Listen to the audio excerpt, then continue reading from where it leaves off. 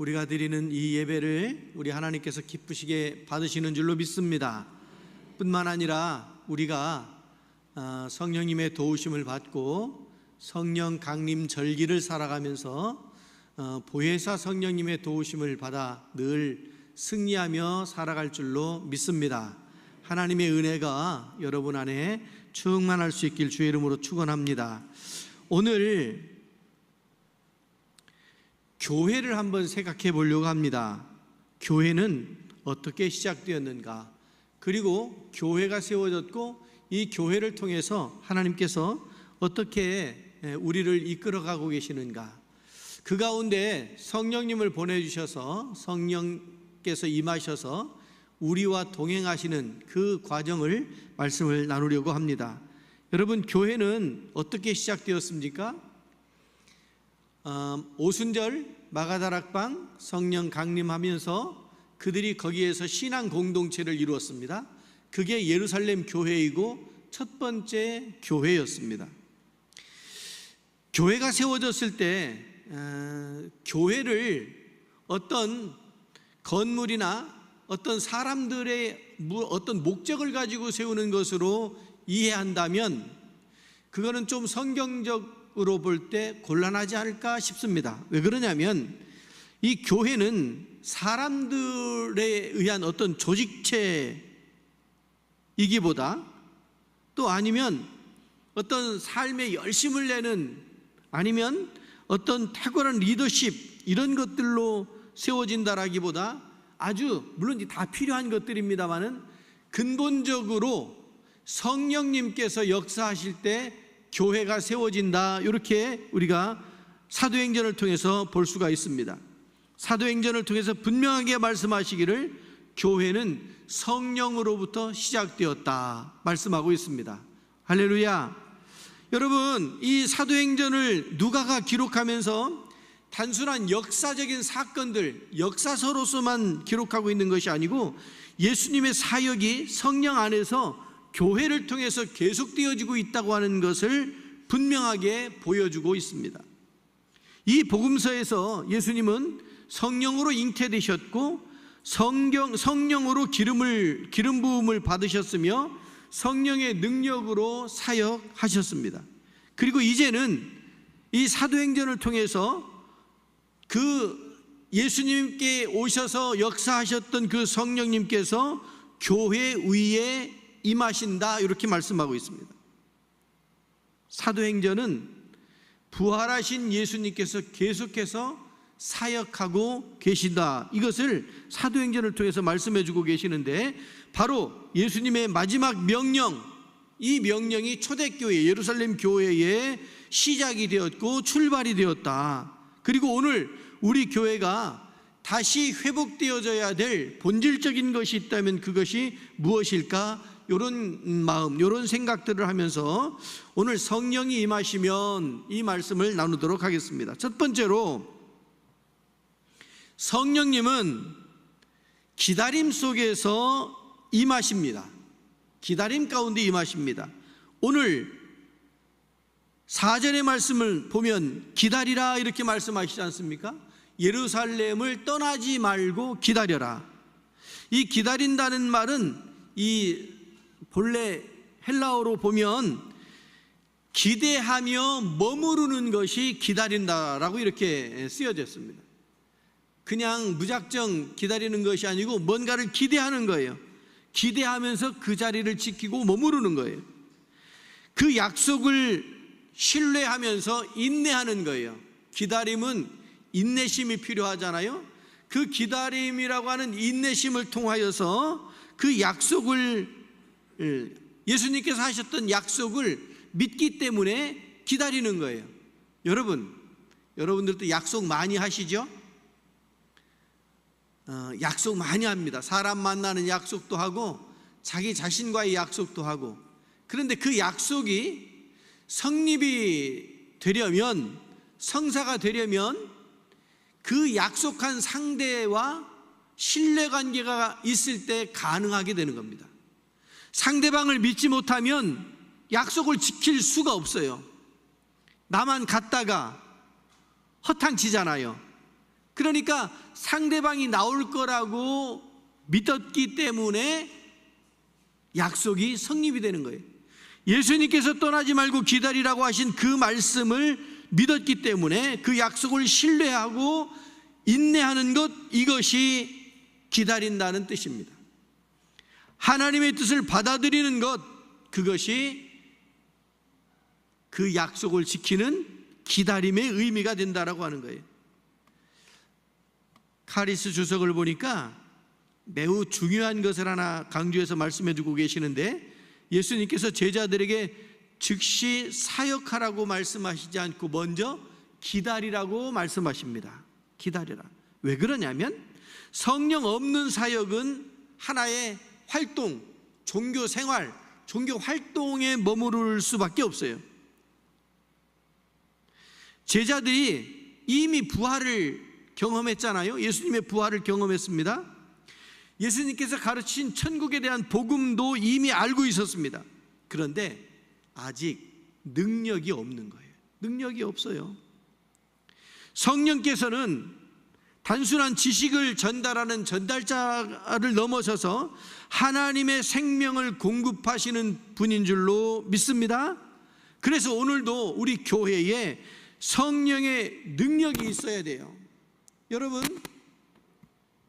교회가 왜 위기를 맞고 있습니까? 사람들이 걱정을 많이 해요. 실제로 걱정스럽기도 해요. 교회를 보면 여러 가지로 참 걱정되는 것들이 많아요. 그런데요, 여러분, 교회 안에 예배가 없습니까? 어떤 프로그램이 없습니까? 어떤 사역이 없습니까? 우리 교회도 일정 부분 어떤 시스템을 가지고 이렇게 운영이 되고 있단 말이에요. 그런데 왜 교회가 위기라고 걱정들을 하는가? 간단합니다. 성령의 역사가 없어서 교회가 위기가 왔으니 성령 체험하고 성령을 회복하면 이 위기의 문제들은 해결될 줄로 믿습니다. 그 첫 번째로 성령 충만함을, 성령의 기름 부음을 받아 누릴 수 있어야 됩니다. 여러분, 우리 감리교회가 처음 시작되었을 때 이 감리교회의 뿌리도 역시 성령의 역사였습니다. 존 웨슬리 목사님이 오랫동안 종교적인 생활을 하셨지만 내면에 공허함을 이겨낼 수가 없어요. 내면에 어떤 확신이 없었어요. 그러다가 올더스게이트 집회에 참석하면서 성령께서 그의 심령에 불을 붙이셨지 않습니까? 그 불을 붙였더니 존 웨슬리 목사님이 뭐라고 고백하느냐면 내 마음이 이상하게 뜨거워졌다 그랬습니다. 여러분, 내 마음이 뜨거워졌다 이렇게 말하지 않고 내 마음이 이상하게 뜨거워졌다 이렇게 말씀하고 있습니다. 자기가 뜨거워지는데 자기도 모르는 거예요. 그러니까 이상하게 뜨거워졌다 이렇게 말하는 겁니다. 여러분, 성령의 역사를 다 알고 깨달을 것 같지만 내가 알지 못하는, 그래서 이상하게 뜨거워지는 그런 체험이 여러분들에게도 있으시길 주의 이름으로 축원합니다. 단순한 어떤 감정을 넘어서서 성령께서 인간의 중심을 실제로 어루만지시니까 속에서부터 뜨거운 게 올라오는 거예요. 이것을 웨슬리는 성령의 증거라고 이렇게 강조하는 것을 보게 됩니다. 여러분, 성령님께서 우리의 영과 더불어 우리가 하나님의 자녀인 것을 증언해 주십니다. 여러분들께서 오늘도 하나님은 우리 영혼 위에 기다리고 계시고 우리에게 영을 부어주시려고 함께하고 계시는 줄로 믿습니다. 기도 없는 능력, 이거 위험합니다. 성령 없는 열심, 금방 소진되어지고 힘들어서 왜 나만 하지? 이런 생각이 들어요. 왜 자꾸 나만 시켜? 이런 생각이 들어요. 성령이 없는 열심은 금방 소진되어져서 낙심하게 만들어요. 성령께서 하나님을 사모하고 기다리는 여러분 심령 위에 가득할 수 있길 주의 이름으로 축원합니다. 그렇습니다, 여러분. 성령님께서는 기다림 속에서 임하시고 계신다고 하는 말씀과, 두 번째로 성령님께서는 사람의 존재 자체를 새롭게 변화시켜 주시는 줄로 믿습니다. 오늘 성령으로 세례를 받으라 이렇게 말씀하고 있지 않습니까? 세례를 받으라, 성령으로 세례를 받으라. 이 세례 받는다는 말은 여러분이 잘 많이 들어보셨습니다. 밥티조, 베프티스트, 이게 다 세례 받는다 뭐 이런 뜻입니다. 세례 받는다는 말이, 본래 이 밥티조라는 말은 천이나 이런 것들을 여러분 빨래할 때 보면 물에다가 이렇게 푹 잠그잖아요. 푹 잠그는 상태를 밥티조 이렇게 썼습니다. 세례라는 말이 주의 은혜 안에 온전히 푹 잠기는 거예요. 가을이 되면 가을 김장을 하잖아요. 우리 교회도 김장을 하시느라고 열심히, 어떤 때 보면 정말 너무 열심히 해가지고 아이고 목숨 걸고 한다 이런 생각이 들 정도로 열심히 해요. 근데 그러던 중에 이렇게 다 다듬어서 절이잖아요.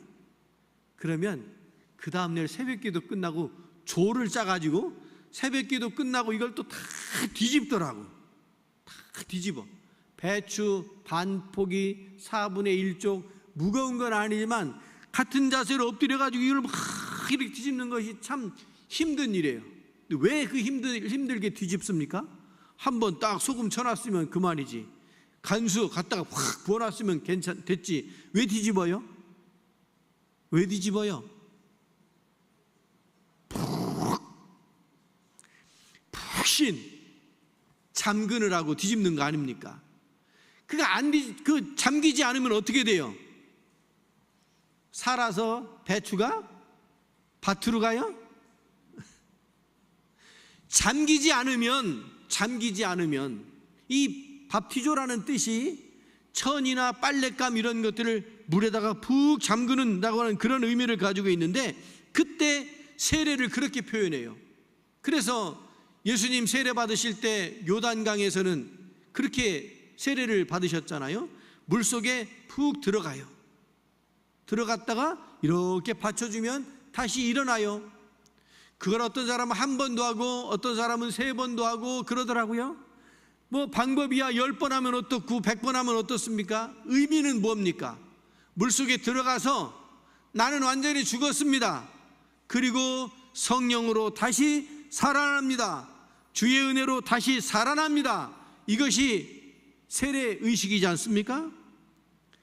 여러분, 그렇게 다시 살아난다라고 하는 중생의 거듭남의 의미가 세례 가운데 있게 되는데, 그래서 우리 감리교회도 이 새롭게 변화되어지는, 거룩하게 변화되어지는 성화의 과정이 아주 감리교 신학의 핵심입니다. 어제보다 오늘, 오늘보다 내일 더 거룩해지고 더 하나님께로 가까이 나아가는 겁니다. 여러분, 낙심하고 실망하고 미끄러져 가지고 주르륵 흘러내리면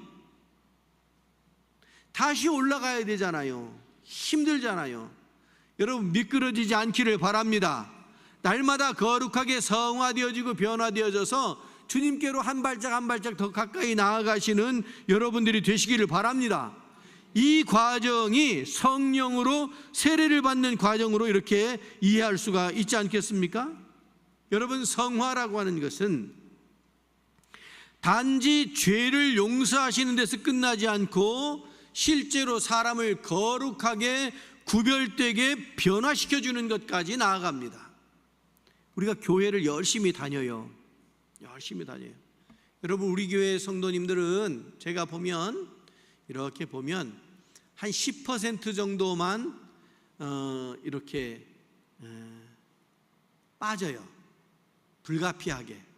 그런데 뭐 100명 모이면 그 정도는 어떤 일들이 있을 수가 있죠.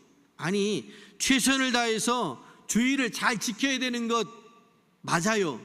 그런데 불가피하게 어떤 경우에 아직 믿음이 좀 부족하거나 연약한 심령들이 주일날 이렇게 빠져요. 그게 한 10% 정도 되는 것 같습니다. 그러면 큰 거 아니라고 생각되어져요. 요즘에 교회 전반적으로 보면. 여러분, 열심히 신앙생활해요. 교회도 열심히 다녀요. 예배 열심히 잘 드립니다. 그런데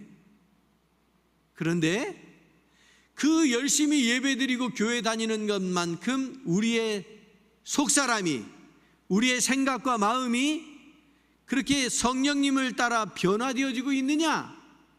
그러지 못한 것이 안타까움이죠. 우리뿐만 아니라 모든 사람에게 마찬가지일 겁니다.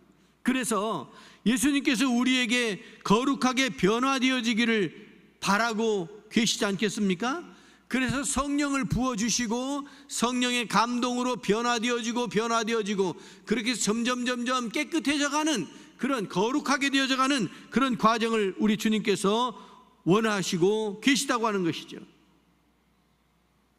그래서 교회를 다니면 우리 마음속에 가지고 있던 여러 가지 어떤 그 분노와 상처, 어떤 여러 가지 탐욕과 어떤 두려움 또는 열등감, 이런 것들로부터 자유를 누리게 되는 거예요. 이런 것들이 해결되어지고 성령께서 임하시면, 왜냐하면 성령이 거룩한 영이잖아요. 거룩한 영이 들어오면 우리도 거룩하게 변화되어지기 때문에 그렇습니다. 여러분, 실제로요, 우리 한국교회에 유명한 부흥운동이 있었지 않습니까? 1907년 평양 대부흥운동 때, 그때 사람들은 죄를 자복하고 원수와 화해하고 도둑질한 물건 돌려주고, 왜냐하면 성령님이 우리의 가슴에 들어와가지고 후벼 파는 거예요. 그 양심을 후벼 파서 견디지 못하게 하는 거예요. 그래서 먼저 가서 화해를 요청하고 미안하다고, 잘못했다고, 도둑질한 거 아무도 안 봤어도, 아무도 몰랐어도, 완전 범죄를 꿈꿨어도 성령께서 임하니까 이걸 들고 가서 다시 돌려주고, 자기가 지은 죄가 자꾸만 생각이 나는 거예요. 큰 죄는요 드러나게 돼 있어요. 그런데 작은 죄, 마음속으로 짓는 죄, 이런 것들이 자꾸만 생각이 나요. 성령님께서 생각나게 하신다고요. 그리고 성령님께서는 생각만 나게 하시는 것이 아니고 가서 용서를 빌으라고, 아니면 용서하라고 용기를 주십니다. 그랬더니 사람들이 서로 그래, 미안해, 나도 그랬어, 서로 이렇게 하면서 기도하고 하나가 되어지고 성령 충만함이 이루어지면서 평양의 대부흥운동이 이루어지게 된 거 아니겠습니까? 물론 우리 감리교회에서는 1907년 평양의 장대현 교회에서 시작되어진 그 평양 대부흥운동 이전에 1903년에 원산에 하디 선교사를 중심으로 거기에서 회개운동과 부흥운동이 시작되었어요. 근데 그 원산은 동해안 쪽이지 않습니까? 북한 원산 동해안 쪽이지 않습니까? 그 동해안 쪽에서 쭉 내려오면서 금강산 거치고 속초 거치고 강릉 거치고 동해로 쭉 내려가면서 이 부흥운동이 시작됐어요. 그리고 강원도에 가면 감리교회가 많고, 특히 동해안 쪽에 감리교회가 많은 이유가 하디 선교사의 영향을 받고 이렇게 부흥운동, 회개운동이 쭉 이어졌기 때문에 그런 영향도 있습니다. 이런 과정 중에 성령께서 우리 속에 들어오셔서 우리를 막 뒤집어 엎는 거예요. 견딜 수가 없게 만드는 거예요. 여러분, 성령 충만하면 왜 소리를 지르며 기도하고 왜 몸부림치면서 기도합니까? 성령께서 우리의 속 사람을 뒤집어 놓는 거예요. 견딜 수 없게 만드는 거예요. 여러분, 그것을 일부러 절제하려고 할 필요가 없습니다. 눈물 흘리고 몸부림치고 소리를 지르고 그래도 부끄러운 것 하나도 없습니다. 왜냐하면 성령께서 하시기 때문에 그렇습니다. 여러분, 성령으로 세례를 받고 우리의 존재를 새롭게 변화시켜 주시는 분은 성령님이신 줄로 믿습니다. 성령 충만함이 여러분 가운데 가득할 수 있길 주의 이름으로 축원합니다. 마지막으로 성령께서 우리 교회를 증인의 공동체로 세우셨습니다. 오늘 권능을 받고 내 증인이 되라 8절에서 말씀하시잖아요. 이 권능이 뭐냐면 성경의 말씀은 듀나미스라고 써놨는데 듀나미스가 영어로 바뀌면서 다이너마이트가 되는 겁니다. 다이너마이트가 어떻습니까? 불이 탁 붙으면 폭발하지 않습니까?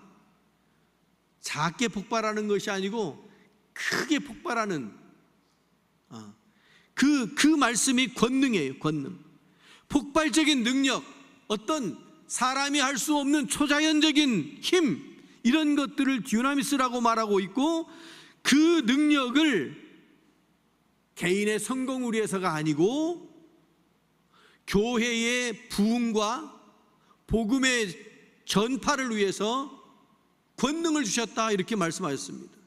이 능력을 개인적인 것으로 사용하면 하나님께서 기뻐하시지 않습니다. 오래 가지도 않습니다. 결국 끝에 말년이 아주 비참하게 됩니다. 우리는 그런 경험들을 주변에서 많이 보게 돼요. 개인에게 주어진 능력을 개인만을 위해서 쓰고 자기 욕심만을 위해서 채우기 위해서 쓰다 보면 사람 떠나고, 아니 사람보다 먼저 성령님께서 떠나지요. 성령님께서 떠나고 사람 떠나고 몸 다 망가지고 마지막에는 외롭고 쓸쓸하게 살아갈 수밖에 없어요. 세상에서도 마찬가지예요. 권력이 주어졌다고 막 그 권력을 휘두르고 그러지요. 6월 3일이 어떤 날입니까? 6월 3일이 무슨 날이에요? 투표하세요. 선거날인데, 선거날을 다른 의미로 말하면 권력자들을 뽑는 날이에요. 우리의 권한을, 우리의 권력을 그들에게 이양해 주는 날이 선거하는 날이에요. 여러분들이 잘 뽑으셔야 돼요. 그렇게 해서 위임받은 그 권능, 그 능력을 다 그냥 앞뒤 재지 않고 자기 목적만 이루기 위해서 막 쓰다 보니 나중에 끝나고 나면 한결같이, 여러분 권력이 10년 가는 권력이 어디 있습니까? 여러분 주변에서 한번 보세요. 제가 누구누구라고 이야기하지 않아도 권력이 계속 가는 권력이 어디 있습니까? 4년, 대통령은 5년, 그 끝나면, 그러니까 그걸 지키려고 발버둥을 치는 거예요. 자기가 연임 못하면 자기 그룹에서라도 연임 후임자를 잘 세우려고 이러잖아요. 그런데 이 권력이라고 하는 것이 주어졌을 때 이 권력을 정말 국민들을 향하고 우리 백성들을 향한다면, 하나님의 사랑을 품고 하나님 두려운 줄 알고 사용한다면, 그렇다면 그는 존경받을 겁니다. 그런데 대부분 여기서 실패해요. 그러니까 막 휘둘렀다가 끝나고 나면 그냥 허무하게 무너져요. 여러분 주변에 그런 권력자들 기억나는 사람이 누가 있습니까? 현재밖에 더 없지 않습니까? 그래서 사도행전에 보면 3장에 가면 베드로와 요한이 성전 미문에 들어가다가 안진뱅이를 만났어요. 은과 금은 내게 없거니와 내게 있는 것을 내게 주노니 일어나 걸어라 선언했을 때 성령께서 역사하신 줄로 믿습니다. 사람의 힘으로가 아니고 성령의 능력으로 사람을 치료하기도 하고 교회를 세워나가기도 하는 거예요. 이 교회는 예수 그리스도에 대한 복음이 선포되어지지 않으면 교회의 기능이 소멸되어지는 거예요. 요한계시록을 보면 촛대를 옮긴다고 그랬어요. 촛대를 옮긴다. 촛대가 세워져서 능력을 발휘해야 되는데 그 능력을 발휘하지 못하니까 이 촛대를 옮기는 거예요. 여러분의 심령 가운데 있던 그 촛불이, 그 능력이 딴 데로 가지 않도록, 우리 교회에 임한 성령의 능력, 그 촛대가 딴 데로 옮겨가지 않도록 지키고, 그 지킨다고 하는 말은 복음의 증인으로서의 삶을 살아가야 된다라고 하는 말씀이죠. 본래 증인의 삶을 산다고 하는 것은 간단한 일이 아닙니다. 성경을 보면 이 증인이란 말을 마르티스 이렇게 써놨어요. 마르티스. 영어로는 마더, 발음이 엄마하고 똑같은데 스펠링은 달라요. 영어로 mother라고 돼 있어요. 그 mother가 무슨 뜻이냐면 순교한다는 뜻이에요. 순교자. 복음을 증거하는 증인은 순교한다, 이렇게 연결이 돼요. 목숨 걸고 복음을 증거해요. 아까운 게 없어요. 자기 목숨까지 내던졌는데 아까운 게 뭐가 있습니까? 그 증인으로서의 삶을 살아갈 때 성령께서 교회를 세우시고 이 교회 안에 있는 성도들을 세우시고 우리에게 능력을 베풀어 주시는 줄로 믿습니다. 성령 강림 절기를 살아가시는 여러분들께서 성령 충만함으로, 성령의 임하심과 성령의 능력으로 이렇게 능력 있는 승리하는 삶을 살아가시기를 주의 이름으로 축원합니다. 기도하겠습니다. 자비하신 아버지 하나님, 성령을 사모하는 갈급한 심령을 저희들에게 주시옵소서. 저희 안에 두려움과 죄를 성령으로 치유하여 주시옵소서. 교회가 성령 충만한 믿음의 공동체가 되게 하여 주시옵소서. 다음 세대 위에 성령의 불을 부어 주시옵시고 복음을 담대하게 전하는 증인으로 살아가는 저희들이 되게 하여 주시옵소서. 자비하신 아버지 하나님, 성령 충만함을 받기 위하여 기다리는 자에게 임하여 주시옵시고 사람을 새롭게 변화시켜 주시옵소서. 저희들을 복음의 증인으로 세워 주시옵소서. 예수 그리스도의 이름으로 기도드리옵나이다. 아멘. 아멘.